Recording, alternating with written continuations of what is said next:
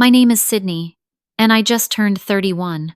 For as long as I can remember, my birthday has been an afterthought in my family, while my brother Kyle gets celebrations worthy of royalty. This year, I decided not to remind anyone. Instead, I used the $75,000 bonus no one knew about to buy myself a lakeside vacation home. The notifications exploded when I casually posted photos online. Before I dive into how I finally stood up for myself without saying a word, drop a comment letting me know where you're watching from, and subscribe if you've ever had to create your own celebration when others forgot what matters to you. I grew up in Westlake Hills, an affluent suburb where perfectly manicured lawns matched the perfectly manicured lives everyone pretended to have. Our 5-bedroom colonial was the backdrop for what looked like the perfect American family from the outside. But inside those walls, the dynamic was crystal clear. My brother Kyle was the sun, and everyone else simply orbited around him. My father Harold built his wealth through corporate law, climbing to chief legal counsel for a Fortune 500 company by the time I was in middle school. He never missed an opportunity to brag about Kyle following in his footsteps. When Kyle made the high school debate team, Dad took the entire family out to the most expensive restaurant in town. When I was accepted into the National Honor Society with a perfect 4.0 GPA, he absently patted my shoulder and said, "That's nice, sweetheart," before returning to his newspaper. My mother Elaine was no better.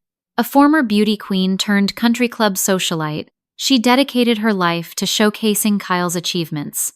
Our living room walls were a shrine to Kyle, trophies, certificates, and professional photographs documenting every milestone. My academic awards were tucked away in a box in the attic that I discovered by accident while looking for Christmas decorations when I was 14. The contrast between how our accomplishments were treated became painfully obvious on my 10th birthday. I woke up excited, bouncing down the stairs, expecting at least pancakes with candles. Instead, I found my parents and Kyle huddled around college brochures. Kyle was graduating high school that year, and apparently his college tour planning couldn't wait even on my birthday.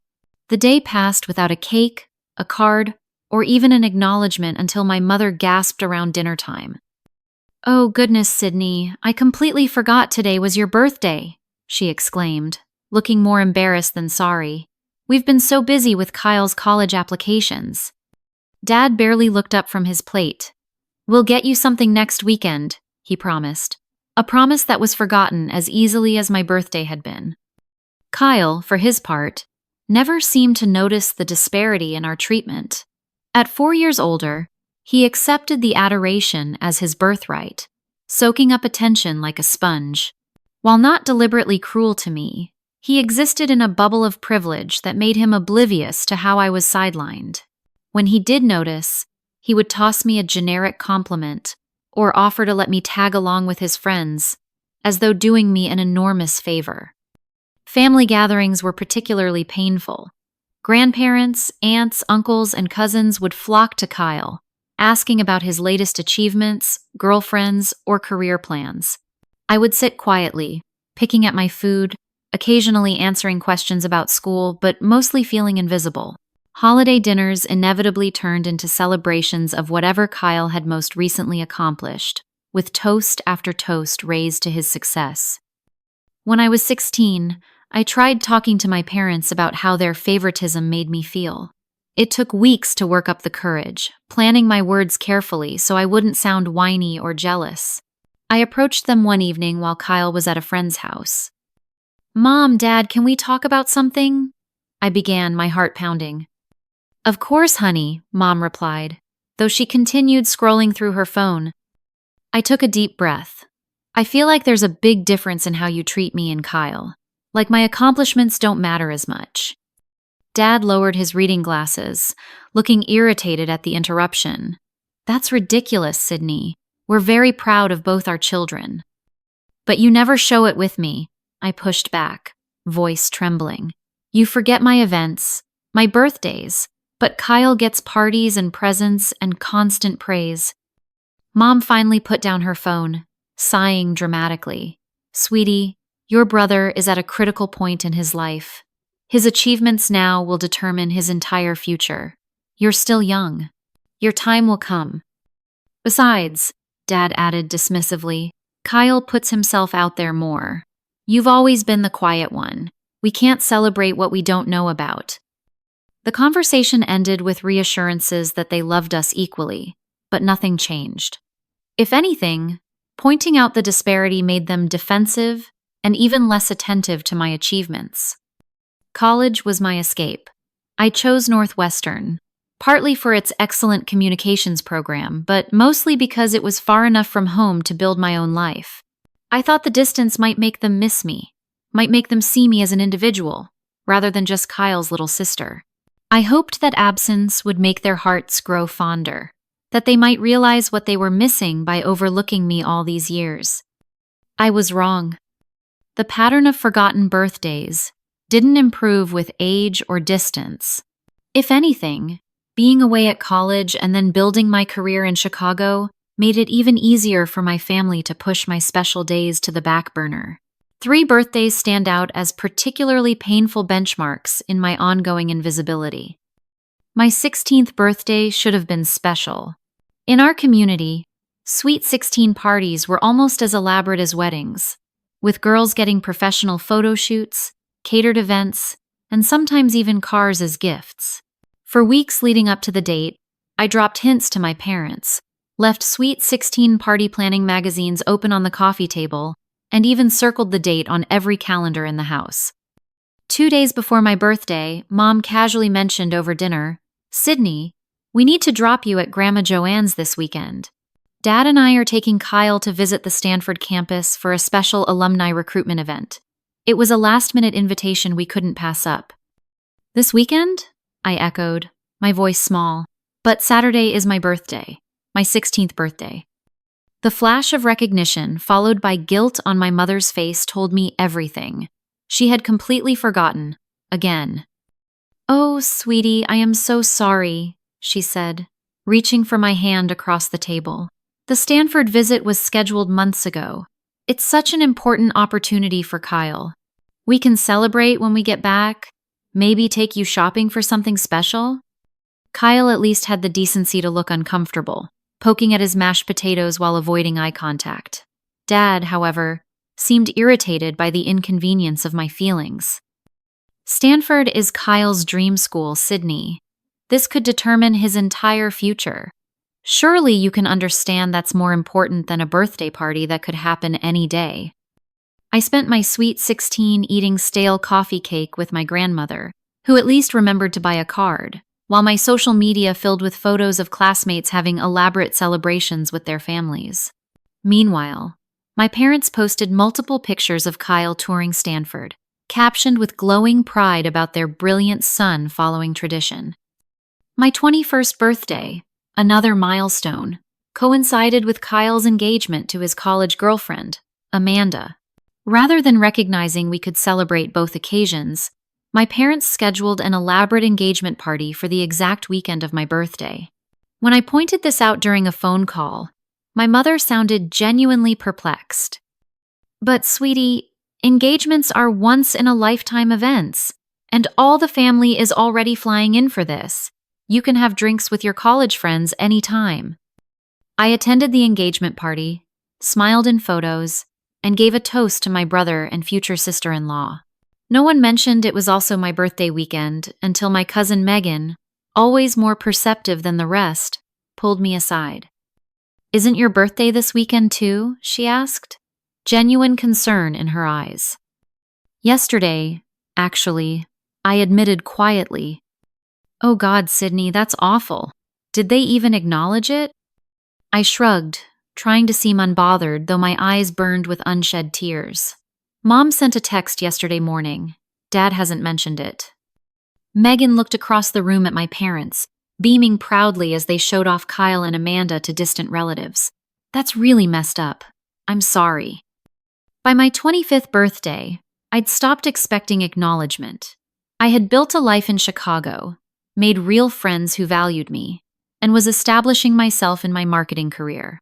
Still, some childish part of me hoped turning 25 might finally register as important to my family. That year, Kyle received a prestigious industry award, and the ceremony fell on my actual birthday.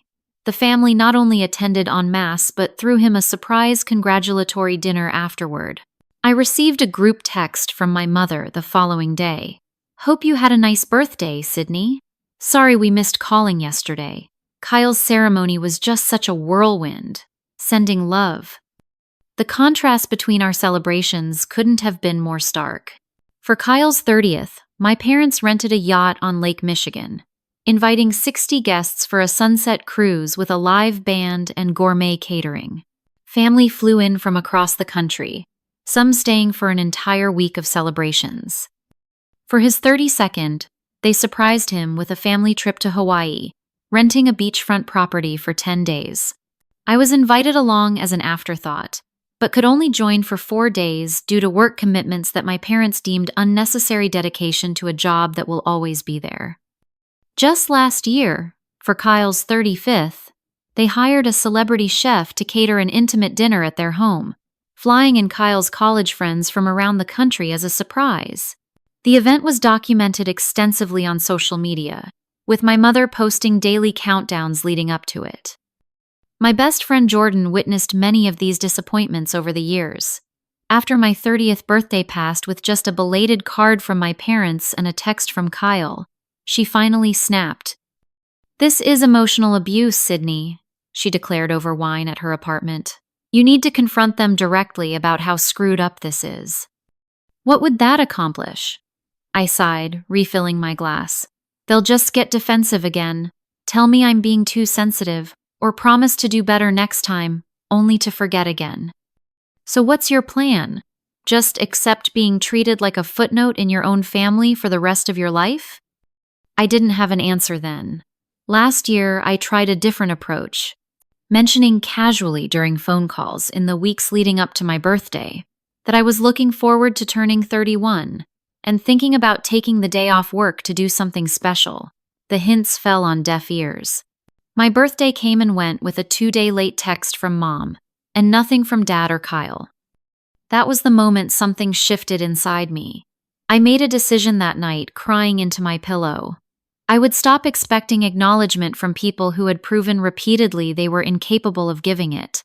I would stop making myself vulnerable to the same hurt year after year. Most importantly, I would start celebrating myself rather than waiting for validation that never came. I had no idea then how powerfully that decision would change everything. While my family consistently overlooked my personal milestones, I was quietly building a career that even they would eventually have to acknowledge.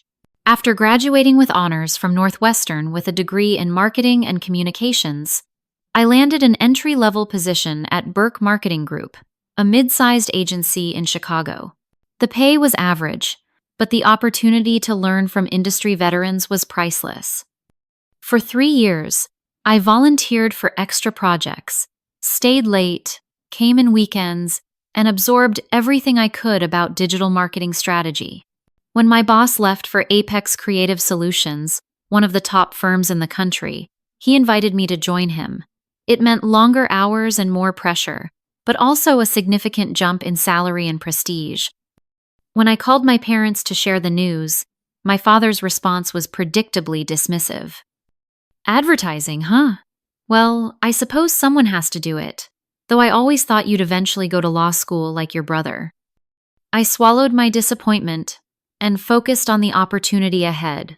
Apex handled major international brands, and though I started in a junior position, I quickly distinguished myself through a combination of creative thinking and meticulous execution. Teresa Williams, the executive creative director, took notice of my work about a year into my time at Apex. When a major skincare company approached the agency about rebranding their entire product line for the Gen Z and millennial markets, Teresa unexpectedly added me to the pitch team. "Your demographic insight report on the Whitney account impressed me," she explained when I asked why I'd been selected. "You understand these younger consumers in a way some of our more senior people don't. I need that perspective for this pitch." The pitch was successful, and suddenly I found myself second in command on a multi-million-dollar account. For the next 2 years, I worked tirelessly on the campaign, often arriving at the office before sunrise and leaving well after dark. I missed friends' birthdays, canceled vacation plans, and pushed my personal life aside to ensure the launch was perfect. My dedication went beyond the required. I created detailed buyer personas, insisted on extensive focus group testing, and personally rewrote copy that didn't feel authentic to the target demographic. When other team members complained about my perfectionism, Teresa backed me completely. "Sydney has a vision for this campaign," she told them. "Trust her instincts." The launch exceeded all expectations. The skincare line saw a 37% increase in sales within the first quarter, with particularly strong performance in previously untapped younger markets. Industry publications featured case studies on our approach, and the client immediately increased their annual marketing budget with Apex. 4 months after the successful launch, all employees were called to an unexpected company-wide meeting. The CEO, Martin Green, rarely addressed the entire staff, so speculation ran wild as we filed into the conference center. Thanks to record-breaking performance this quarter, Martin announced, "Apex will be distributing profit-sharing bonuses to all employees next month." Cheers erupted around the room. Profit sharing had been mentioned in our employment contracts, but had never actually materialized in the 5 years since the policy was implemented. Additionally, Martin continued, "Once the noise died down, we will be recognizing several team members whose extraordinary contributions made this quarter's success possible." He proceeded to call up various department heads and senior executives who gave brief speeches about their team's accomplishments. I applauded along with everyone else, genuinely happy for my colleagues' recognition. When Teresa took the microphone, she spoke about the skincare account and its unprecedented success. But the real architect of this campaign, she said, was someone who embodies the future of Apex. "Sydney Marshall, would you please join me?" Stunned, I made my way to the front of the room, while my colleagues applauded. Teresa highlighted specific elements of the campaign that had proven most effective, crediting me by name for each innovation. Martin returned to the microphone, shaking my hand firmly. "Sydney represents the kind of talent that drives Apex forward," he said, "and we believe in rewarding exceptional performance. Teresa, would you like to share the news?"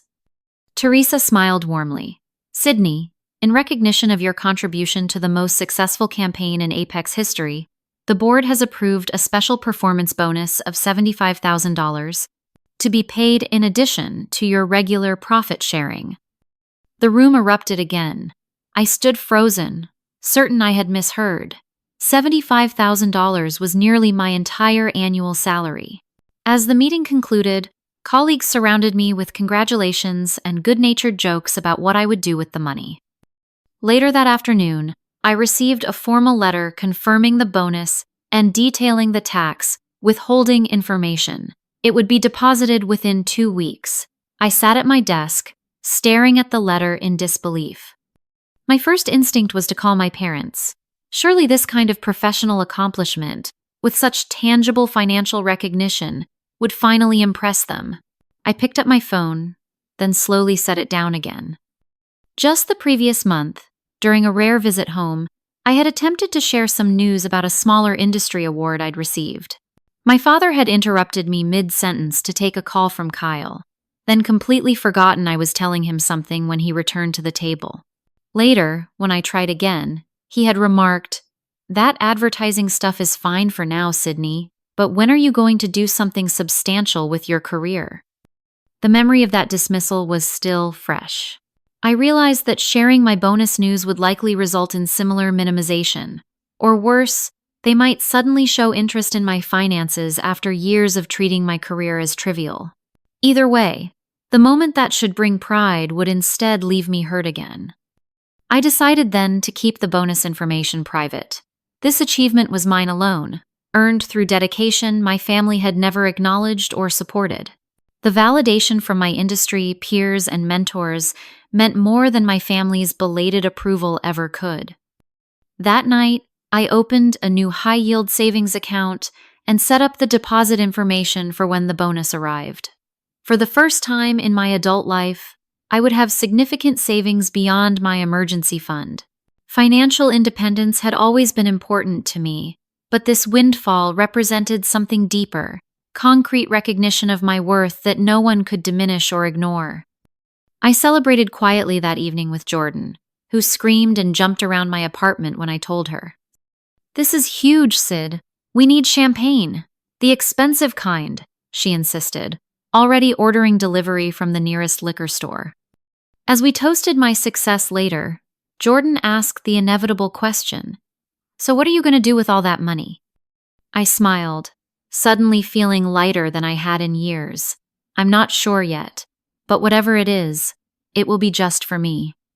I had no idea then how prophetic those words would become, or how they would set in motion a chain of events that would finally force my family to see me clearly. As my 31st birthday approached, the familiar signs that my family would once again forget appeared right on schedule.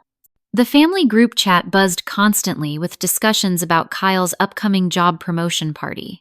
After 10 years with his law firm, he was being made junior partner, an achievement my father repeatedly called the proudest moment of my life. My mother sent multiple messages about the party planning, debating menu options, asking for input on decorations, and coordinating extended family travel arrangements. The celebration was scheduled for 3 weeks after my birthday, but the planning consumed all family communication. 2 weeks before my birthday, my mother called to discuss the family gift for Kyle. "We're thinking of going in together on a luxury watch," she explained, "something he can wear proudly in the courtroom. It would be about $500 from each of us." I agreed to contribute, knowing it was easier than explaining why I might hesitate. As the call ended, my mother added, "Oh, and we need you to take Friday off in 3 weeks for the party. Your father is insisting everyone be there Thursday evening for a family dinner before the main event Friday." Neither of them mentioned my upcoming birthday, though it was marked on the family calendar I knew hung in their kitchen. After last year's disappointment, I had made a deliberate choice not to remind them.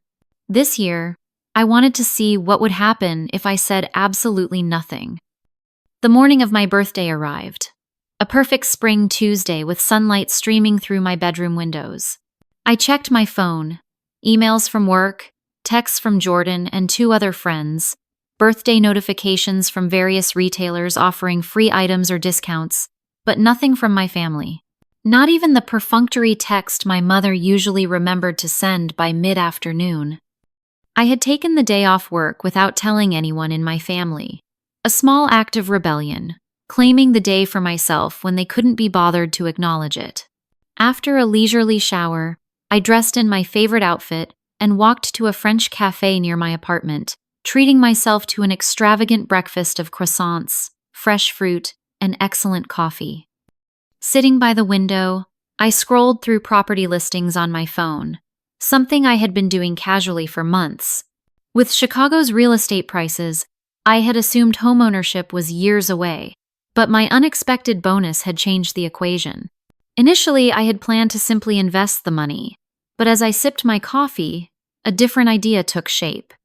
A listing caught my eye, a lakefront cottage 2 hours from Chicago, in a small Michigan town known for its scenic beauty and proximity to wineries and hiking trails. The 3-bedroom home needed some cosmetic updates but had solid bones, an amazing deck overlooking the water, and best of all, was listed at a price that would make the bonus sufficient for a substantial down payment. On a whim, I called the listed agent, half expecting to leave a message. To my surprise, Patricia answered immediately. "I'm actually in Chicago today showing properties," she said when I explained my interest. "I could meet you this afternoon to discuss the lake house if you're serious." 3 hours later, I sat across from Patricia at another cafe, reviewing detailed information about the property and the surrounding area.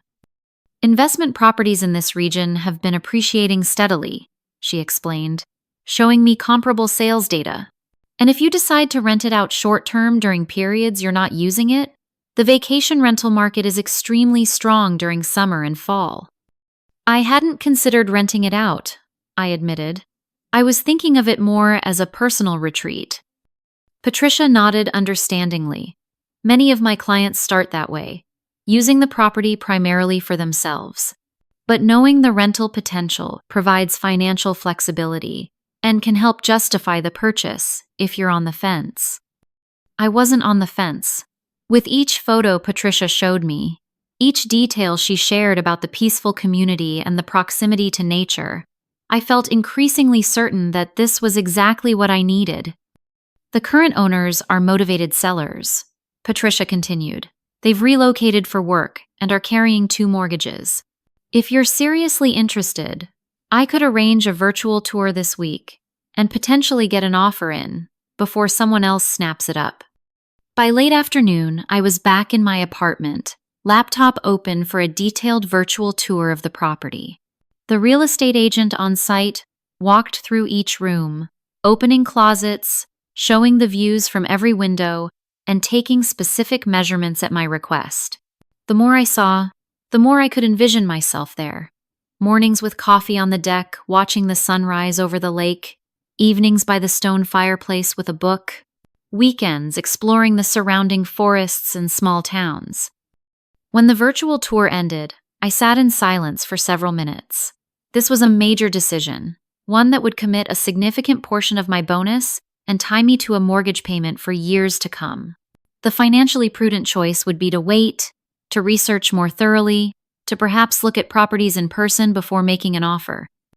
But something deeper was driving me. This house represented everything my family had never given me. Recognition of my worth, a space that was entirely mine, a celebration of my achievements that no one could diminish or forget. With sudden clarity, I knew what I wanted to do. I emailed Patricia. I'd like to make an offer on the lake house. Please prepare the paperwork. Her response came quickly, with attachment forms to complete. I spent the next hour filling out preliminary mortgage application documents and gathering financial information to support my offer. As I worked, my phone remained silent. No birthday wishes from my family, not even a text. At 6:17 in the evening of my 31st birthday, I signed an electronic offer for the lake house and authorized the earnest money deposit from my savings account. The moment I clicked submit, a wave of emotion washed over me, equal parts exhilaration, anxiety, and profound satisfaction. I walked to a nearby park as the evening light softened, finding a bench overlooking a small pond. Ducks glided across the surface, unbothered by the joggers and dog walkers passing by. For the first time in years, I felt completely at peace on my birthday, despite or perhaps because of my family's neglect. My phone rang just as I was heading home. My mother's name flashed on the screen. "Sydney, darling," she said when I answered, her voice animated. "I've been working on the menu for Kyle's party and I need your input. Do you think we should go with the salmon or the beef tenderloin for the main course? The caterer needs to know by tomorrow." I listened as she continued discussing party details, never once mentioning what day it was. Eventually, I offered a non-committal opinion on the food choices, keeping my voice neutral. "By the way," she added before ending the call, "we need you to pick up Aunt Julia from the airport for Kyle's party.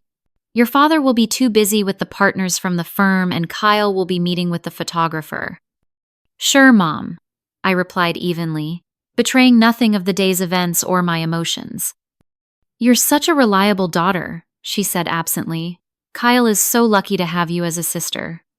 After we hung up, I opened my email to find the confirmation that my offer had been submitted.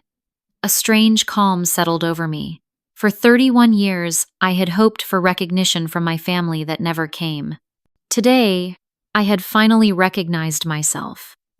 The week after my birthday passed, in a blur of paperwork, phone calls, and nervous anticipation, Patricia called the day after I submitted my offer with unexpected news. "The sellers accepted your offer without a counter," she told me, excitement evident in her voice. "They appreciated the clean offer with minimal contingencies, and they're eager for a quick closing. How soon can you meet with a mortgage broker?"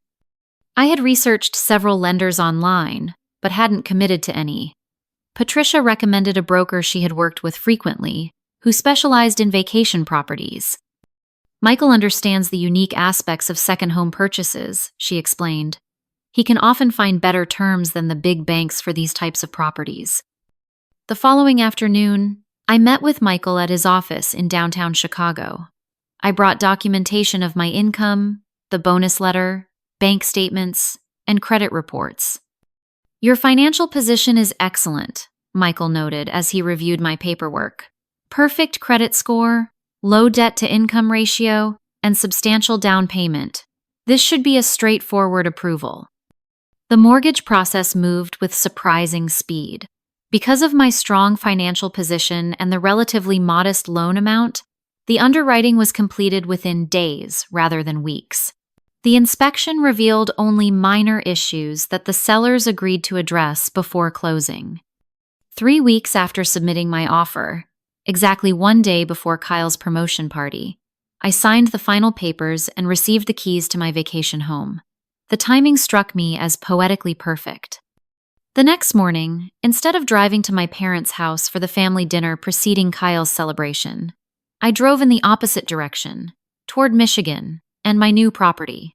I had called my mother the previous evening with a fabricated emergency at work. I'm so sorry, Mom, but I won't be able to make it tonight. The Anderson account is imploding, and as project lead, I have to handle it personally. She had been disappointed, but quickly moved on to discussing last-minute details for Kyle's party. Well, you'll still make it tomorrow, right?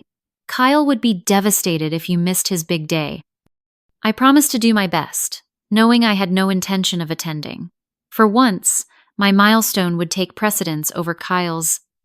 Driving up to the lake house for the first time as its owner was a surreal experience. The listing photos hadn't captured the way sunlight dappled through the trees lining the long driveway, or how the lake seemed to stretch endlessly from the back deck. The house itself, a charming blue-gray Cape Cod with white trim and a wraparound porch, looked like something from a postcard. Standing in the empty living room, I felt a mixture of terror and elation. The 3-bedroom cottage was modest by my parents' standards, but perfect for me. The main floor featured an open-concept living area with a vaulted ceiling and stone fireplace, a dining space overlooking the lake, and a kitchen that needed updating but was entirely functional. A primary bedroom suite completed the main level, while upstairs held 2 additional bedrooms and a small office nook under the eaves. The deck was the true showstopper. Wrapping around 3 sides of the house, it offered multiple seating areas and unobstructed views of the water. A gently sloping path led down to a private dock, where I could imagine spending countless summer hours. I had brought an air mattress, basic toiletries, and a cooler with food, planning to camp out in my empty house for the weekend. As I unloaded these minimal supplies, a silver-haired woman approached from the neighboring property. "Hello there. You must be the new owner," she called cheerfully, carrying a covered dish. "I'm Margaret Wilson. My husband James and I are your neighbors to the north." Margaret insisted I join them for dinner, brushing aside my protests about imposing. "Nonsense! It's a tradition around here to welcome newcomers. Besides, I've made far too much lasagna for just the 2 of us." That evening, sitting on Margaret and James's screened porch with a glass of locally made wine, I learned about the close-knit lakeside community.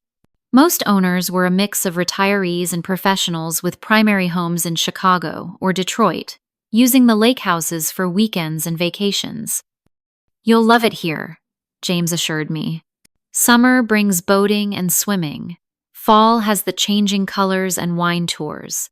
Winter offers cross-country skiing, and spring brings wildflowers and birdwatching. Each season has its own magic." The next morning, I drove to the nearest town, a charming village 30 minutes away with several furniture stores, home goods shops, and a farmer's market. I spent the day selecting essential pieces: a comfortable bed, a sofa and armchairs for the living room, a dining table that could accommodate small gatherings, and basic kitchen supplies. "Delivering out to Silver Lake?" asked the furniture store owner when I arranged shipping. You must be the new owner of the old Peterson place. Word travels fast around here. Over the next month, I spent every weekend at the lake house, gradually transforming it from an empty shell into a personal sanctuary. I painted the kitchen cabinets a soft blue-gray, replaced dated light fixtures with simple modern ones, and furnished each room with care. The primary bedroom became a retreat of soft whites and pale blues, reminiscent of the lake itself. The guest rooms each had their own character, one with a nautical theme, the other with botanical prints and woven textures. Occasionally, I checked my phone to find missed calls from my parents, usually related to some aspect of Kyle's ongoing partnership celebration events. There had been the main party, followed by a partner's retreat weekend, then a client appreciation event where the family was expected to attend. Each time, I offered polite excuses about work commitments, never mentioning where I was actually spending my time. 6 weeks after purchasing the house, I took a full week off work to complete the transformation. I planted window boxes with trailing flowers, hung art on previously bare walls, and added the finishing touches that made the space truly mine. By Friday evening, exhausted but deeply satisfied, I stood on the deck watching the sunset turn the lake to molten gold. The house now reflected not just my aesthetic preferences, but my journey. In the living room, framed certificates of professional achievements hung alongside beautiful landscape photography I had collected over the years. The bookshelves held volumes that had shaped my thinking, small mementos from travels, and photos of the friends who had consistently celebrated my worth when my family did not. That first complete weekend in my fully furnished home became a personal retreat.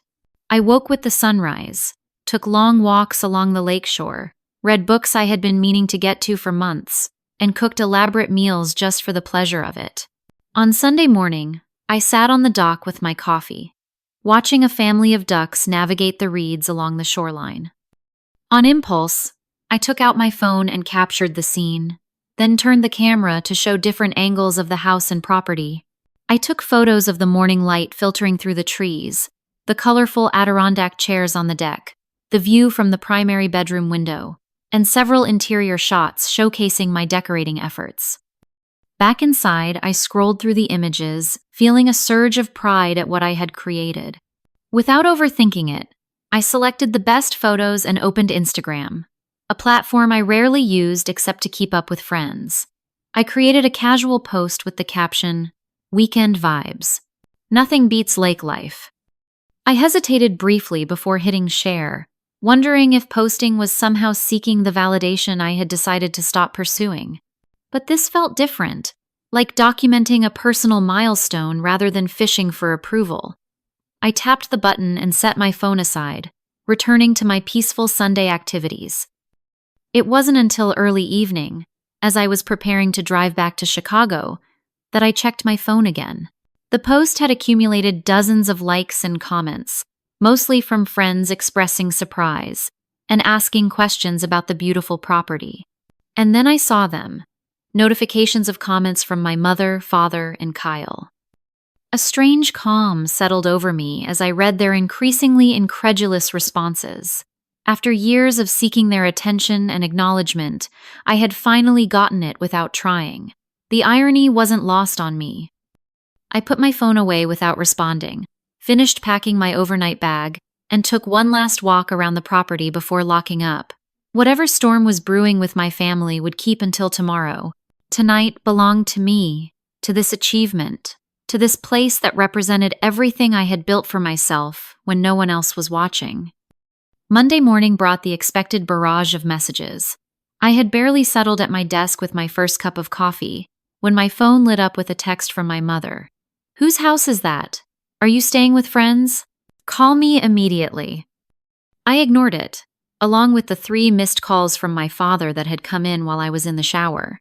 By lunchtime, Kyle had joined the chorus with his own message.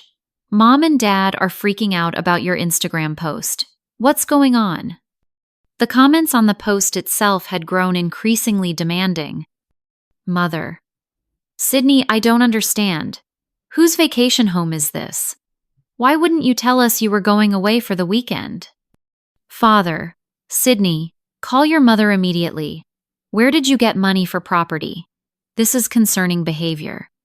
Kyle, must be nice to waste money on vacation rentals while we're planning my partnership celebration.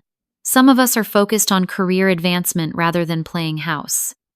Each comment revealed their assumptions. That I couldn't possibly own such a place. That any major purchase I made should be cleared with them first.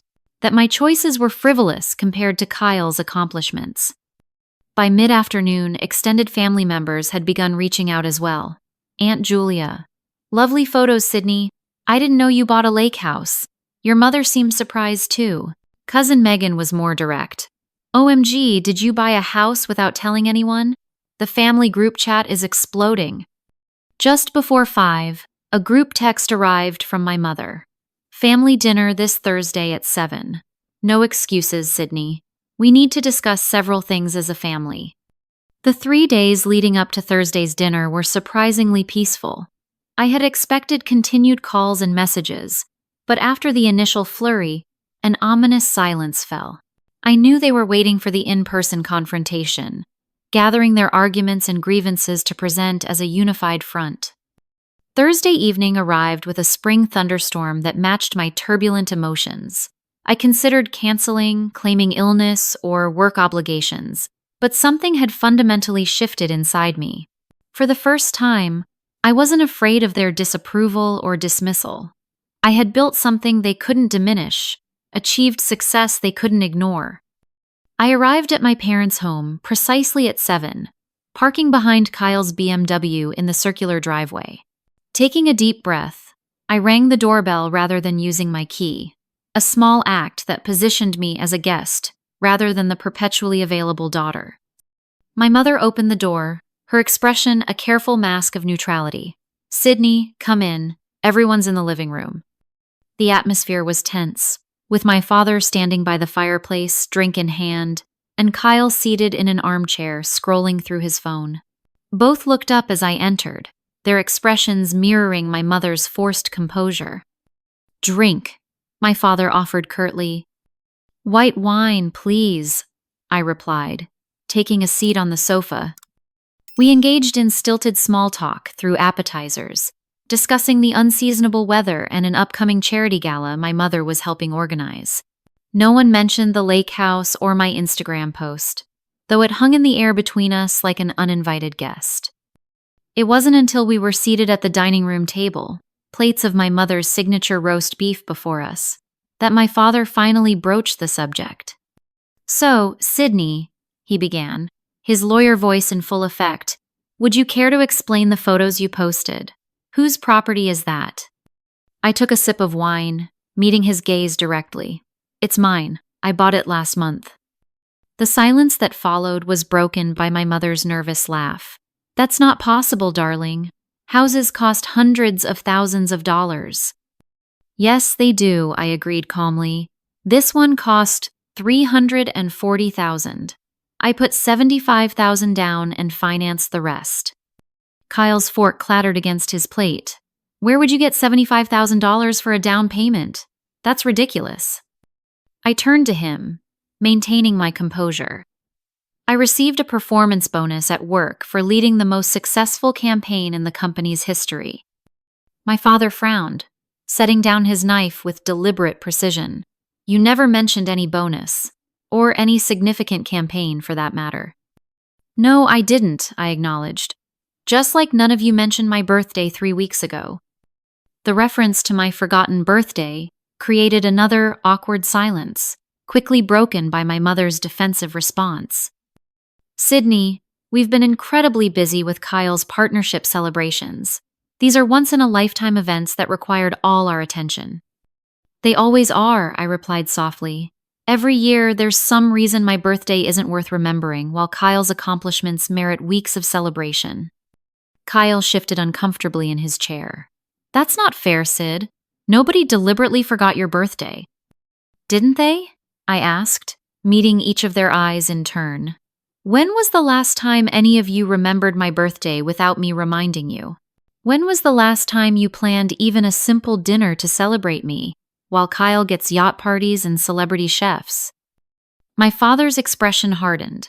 This isn't about birthdays. This is about making major financial decisions without consulting your family. Purchasing real estate is serious business that requires experience and knowledge. I have both, I countered. I researched thoroughly, worked with reputable professionals, and made a sound investment. My finances are excellent, my credit is perfect, and the property is already appreciating in value. But why wouldn't you tell us? My mother pressed, genuine confusion in her voice. We're your family. We should know about important developments in your life. The question struck at the heart of our dysfunctional dynamic, and for the first time in my adult life, I didn't soften my response to protect their feelings. Because you've never shown interest in the important developments in my life, I stated plainly. My academic achievements, career milestones, and personal celebrations have always been afterthoughts, if they're acknowledged at all. Why would I share my success with people who have consistently devalued it? That's absurd, my father scoffed. We've always supported both our children equally. I laughed, the sound surprisingly bitter even to my own ears. Dad, that's simply not true. Let me remind you of a few examples. Calmly but firmly, I recounted the pattern of forgotten birthdays, while contrasting them with Kyle's elaborate celebrations. I reminded them of my 16th birthday when they took Kyle to Stanford, my 21st that coincided with his engagement party, and last year when they couldn't even manage a phone call. Every milestone in my life has been overshadowed by something involving Kyle, I continued. Every accomplishment minimized or ignored. So when I received recognition at work in the form of a substantial bonus, I decided to use it for something that would bring me joy, without seeking approval I knew wouldn't come. Kyle, who had been uncharacteristically quiet, finally spoke up. I had no idea you felt this way, Sid. I mean, I knew Mom and Dad made a bigger deal about my stuff, but I didn't realize your birthdays were consistently forgotten. My mother's eyes had filled with tears. We never meant to make you feel less important, Sydney. We love you just as much as Kyle. I believe you think that's true, I replied. But your actions have consistently shown otherwise. My father, never comfortable with emotional confrontations, attempted to redirect the conversation. Regardless of past misunderstandings, buying property without any input from family is irresponsible. What do you even know about maintaining a lake house? The winterization alone will cost thousands. I've already arranged for all of that, I answered. And I've made connections with local service providers and neighbors who have been incredibly welcoming and helpful, unlike my own family. There's no need to be harsh, Sydney, my mother admonished. We're simply concerned about such a major decision. No, you're concerned that I made a major decision without your input or control, I corrected her. You're concerned that I achieved something substantial that had nothing to do with Kyle. Mostly, you're concerned that I finally stopped seeking validation from people who have proven repeatedly they won't give it. I stood up, placing my napkin beside my barely touched dinner. I'm not interested in your approval of my purchase. I'm not interested in your belated concern about my birthday or my feelings. What I am interested in is being recognized as an independent adult who has built a successful life, despite, not because of my family's support. My father rose as well, his face flushed with anger. You're being dramatic and ungrateful. Everything we've done has been for both our children's benefit. I'm being honest, I countered, perhaps for the first time. And if honesty seems dramatic to you, that says more about our family dynamic than it does about me. I gathered my purse and jacket, suddenly eager to be anywhere but there. I won't be attending the remainder of Kyle's partnership celebrations. I have a lake house to enjoy, and a life to live that doesn't revolve around being a supporting character in the Kyle show. Kyle looked genuinely distressed. Sid, wait, don't leave like this. I'm not leaving like this, I replied, softening slightly at his evident concern. I'm leaving as someone who has finally recognized her own worth when her family couldn't. There's a difference.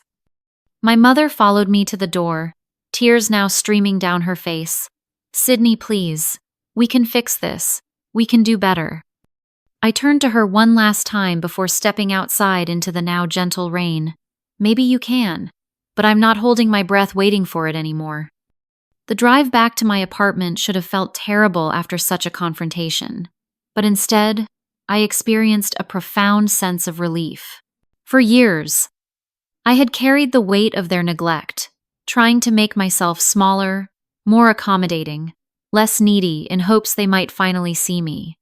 Laying down that burden felt like flying. Instead of returning to my apartment, I made a spontaneous decision to drive straight to the lake house. It was a Thursday night, and I had work the next day. But suddenly, nothing seemed more important than waking up in the space I had created for myself, surrounded by tangible proof of my worth. As I drove through the night, rain giving way to clear skies dotted with stars, I felt a lifetime of pent-up emotions finally finding release. I had stood up for myself, named the pattern of neglect without minimizing it, and walked away with my dignity intact. The lake house awaited, a beacon of self-determination at the end of a long, dark road. The week following the confrontation passed in complete silence from my family. No calls, no texts, no emails. In previous years, this silence would have devastated me, sent me spiraling into self-doubt and anxious attempts to make amends even when I wasn't at fault. This time, I felt only a calm certainty that I had done the right thing by finally speaking my truth. I had taken Friday off work, spending a long weekend at the lake house. The solitude that once would have felt like punishment now felt like a gift. I walked along the shoreline, collecting smooth stones, read books on the deck, and introduced myself to more neighbors. Each small interaction reinforced that I was building a life entirely my own, defined by my choices rather than my family's perception. On Sunday evening, as I was preparing to return to Chicago, my phone displayed a notification I hadn't expected, a text from Kyle. "Can we talk? Just us. No mom and dad." We arranged to meet for coffee the following Saturday in a neutral location, a cafe halfway between Chicago and our parents' suburb. I arrived first, securing a quiet table in the corner, where our conversation wouldn't be overheard. Kyle looked uncharacteristically unsettled when he arrived, his usually perfect appearance slightly rumpled, dark circles under his eyes, suggesting sleepless nights. "Thanks for meeting me," he began awkwardly, fidgeting with his coffee cup. "I've been doing a lot of thinking since Thursday." "About what?" I asked, neither hostile nor particularly warm. He met my eyes directly for perhaps the first time in our adult relationship. "About how right you were. About all of it. The forgotten birthdays, the constant spotlight on my achievements, the way they've always treated us differently. You never noticed before?" I couldn't keep the skepticism from my voice. "I think part of me did," he admitted, "but it was easier not to examine it too closely. I benefited from the imbalance, so why question it? That sounds terrible when I say it out loud." "It does," I agreed, "but I appreciate your honesty." Kyle ran a hand through his hair, a nervous gesture I remembered from childhood. "After you left, Mom cried for hours. Dad just kept pouring drinks and muttering about ingratitude. I started thinking about all the birthdays you mentioned, realizing I couldn't remember a single celebration for you in recent years. Then I started looking back at family photos." He pulled out his phone, opening his photo gallery. "Look at this, Mom and Dad's anniversary last year." The photo showed our parents flanked by Kyle and his wife, with me standing slightly apart, as though I had been included as an afterthought. He swiped to another image. Christmas 3 years ago. Again, the composition placed Kyle centrally with our parents, while I was positioned on the periphery. "It's in every photo, Sydney. You're literally marginalized in our family pictures. Once I saw it, I couldn't unsee it." I nodded, unsurprised by the visual confirmation of what I had felt for decades. "I'm sorry," Kyle said quietly. "I'm sorry I never noticed, never spoke up, never made sure you were included. I've been so caught up in my own life, accepting their favoritism as my due without considering what that meant for you. His apology, unexpected and seemingly genuine, loosened something tight in my chest. Thank you for saying that. Your lake house is beautiful, by the way, he added with a small smile. I looked more closely at your photos after you left. It suits you somehow. Elegant but not showy, comfortable but still sophisticated. We talked for nearly 3 hours, longer than we had spoken one-on-one in years. Kyle shared his own complicated feelings about our parents' expectations, the pressure of being the golden child, the fear of disappointing them that drove many of his life choices. I spoke about my marketing career, my friendships, and my growing confidence in my own path. Would you consider coming to the lake house sometime? I asked as we prepared to leave. Not right away, but maybe in a few weeks. I could show you around, introduce you to my neighbors. I'd like that, he replied, genuine warmth in his voice. And Sydney, happy belated birthday.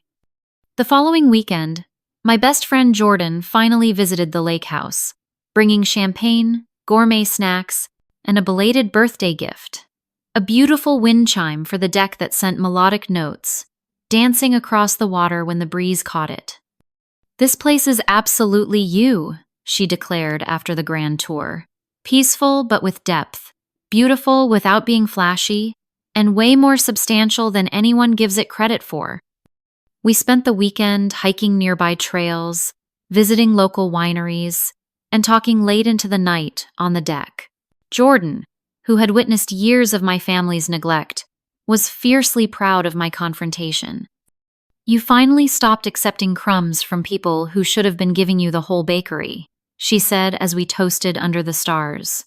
That's the real achievement here, even more than this gorgeous house. At work, my success continued to build on itself. The recognition from the skincare campaign led to more high-profile assignments and increased responsibility. Colleagues who had once viewed me as merely competent now sought my input on strategic decisions.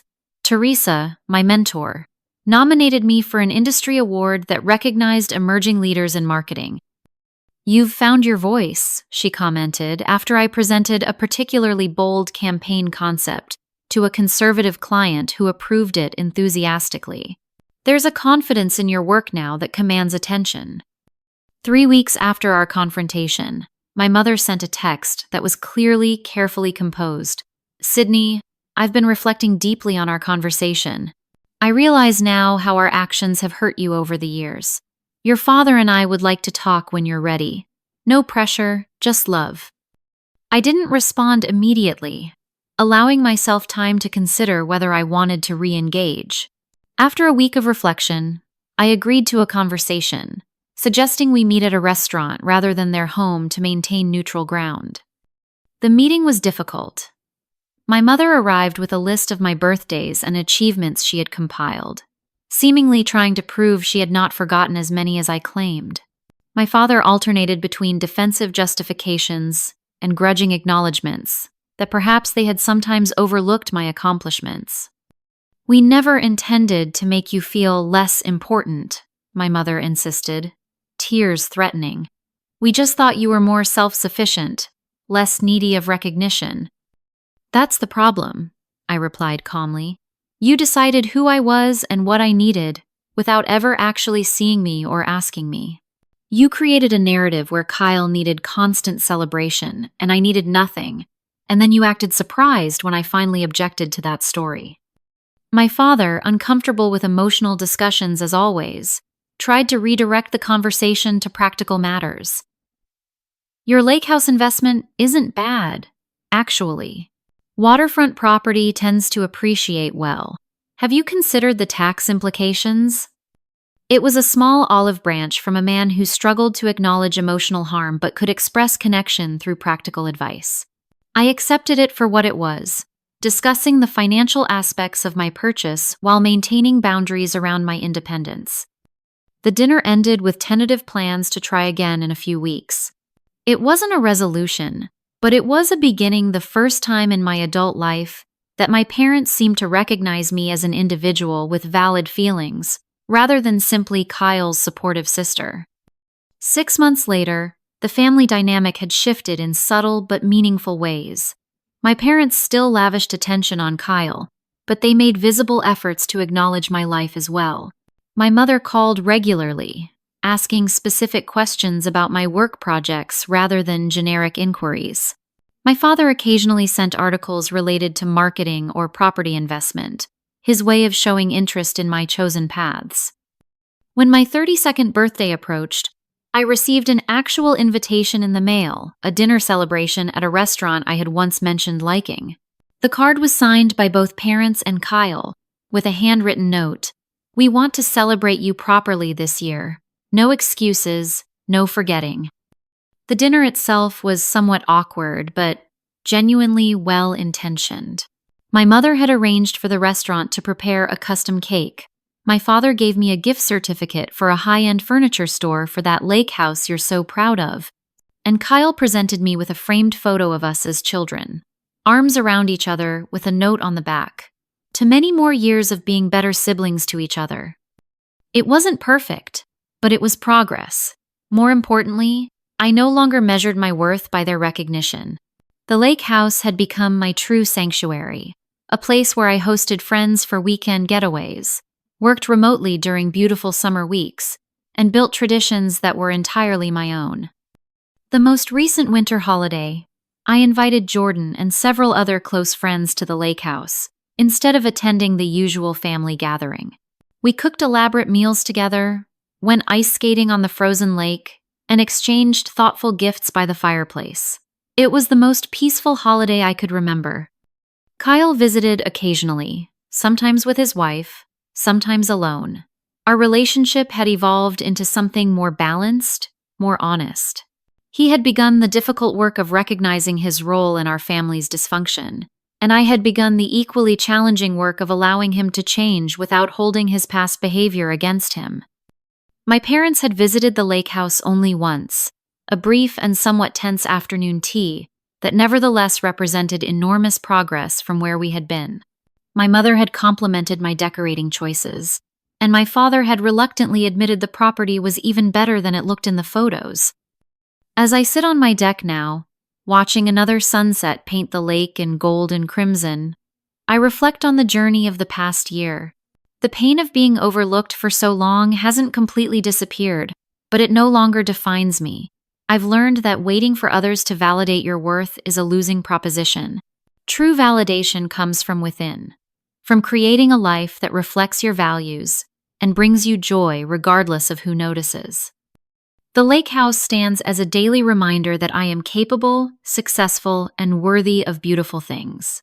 Each morning I wake up here, whether for a weekend getaway or an extended stay, I feel a sense of peace that no amount of family recognition could provide.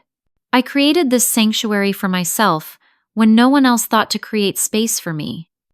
If you're watching this and feeling overlooked in your own family, know that your worth isn't determined by others' ability to see it. Sometimes the most powerful thing you can do is to recognize yourself, to celebrate your own achievements when others forget, to build something beautiful that's entirely yours. Have you ever had to create your own celebration when others forgot what matters to you? Share your story in the comments. If this resonated with you, please like, subscribe, and share with someone who might need to hear that they deserve to be celebrated, even if they have to be the one to throw the party. Thank you for listening to my story. And remember, sometimes the family that truly appreciates you is the one you build for yourself.